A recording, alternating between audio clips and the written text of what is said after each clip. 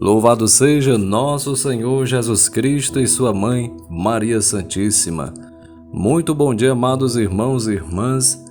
Hoje, dia 2 de outubro, dia dos Santos Anjos da Guarda. Vamos iniciar o nosso momento em nome do Pai, do Filho e do Espírito Santo. Amém. Santo anjo do Senhor, meu zeloso guardador, se a ti me confio a piedade divina, sempre me rege, guarda, governa e ilumina. Amém. Hoje, como eu disse anteriormente, vamos celebrar os Santos Anjos da Guarda. Um costume muito antigo na igreja propõe que sejam feitas missas votivas conforme cada dia da semana, caso não haja uma obrigatoriedade litúrgica. Neste caso, as terças-feiras são sempre dedicadas aos Santos Anjos da Guarda, a fim de motivar os fiéis a terem uma devoção viva para com os anjos.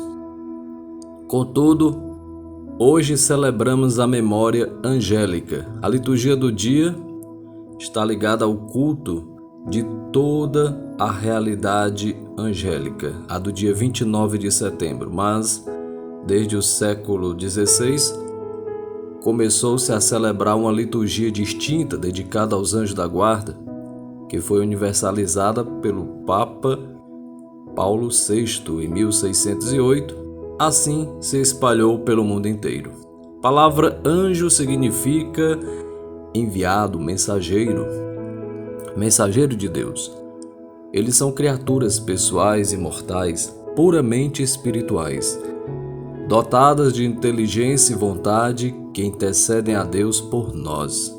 São servos, mensageiros de Deus, que contemplam continuamente o rosto do Pai dos céus.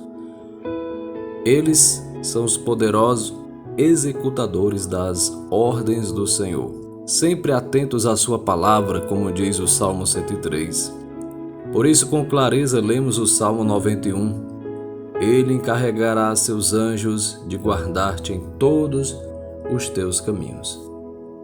Amados irmãos e irmãs, quando nos deparamos com os mistérios da vida de Jesus, conseguimos perceber que este salmo profetiza a presença dos anjos na vida do Senhor. De acordo com o Catecismo da Igreja Católica, desde o início até a morte, a nossa vida é acompanhada pela assistência e intercessão dos anjos. Cada fiel tem ao seu lado um anjo como protetor e pastor para o guiar na vida. Desde este mundo, a vida cristã participa pela fé na sociedade bem-aventurada dos anjos dos homens unidos em Deus. E também os anjos são criaturas espirituais que glorificam a Deus sem cessar, servem seus planos salvíficos em relação a outras criaturas. Eles prestam cooperação a tudo quanto diz respeito ao nosso bem. É o que consta no Catecismo, número 336, 350.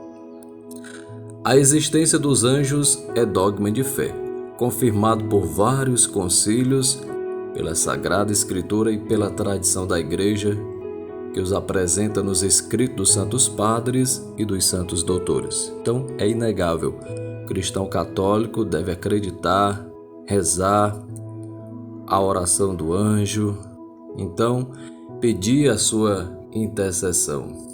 São Gregório Magno, um grande doutor da Igreja beneditino, dizia que cada página da revelação escrita atesta a existência dos anjos.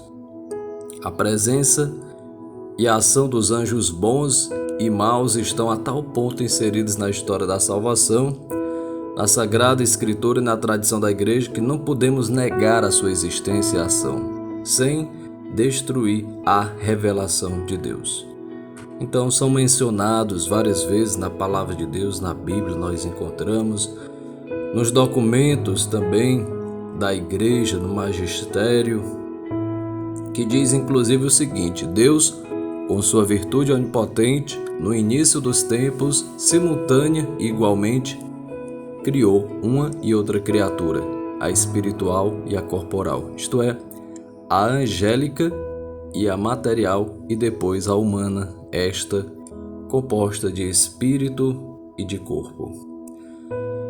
Com relação ao lugar onde o anjo se encontra, Santo Tomás ensina, na questão 3 da Suma Teológica: os anjos não estão em nenhum lugar, tal como os corpos, isto é, de uma maneira própria e circunscritiva, mas de uma maneira que transcende o lugar.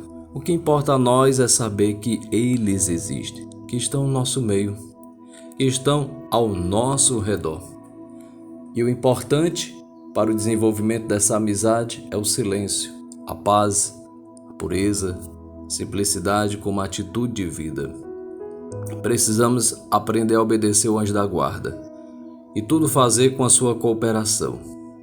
Um dos últimos degraus da amizade com o anjo da guarda é a nossa consagração a ele, que pode ser feita inclusive através da obra dos santos anjos, Opus Angelorum.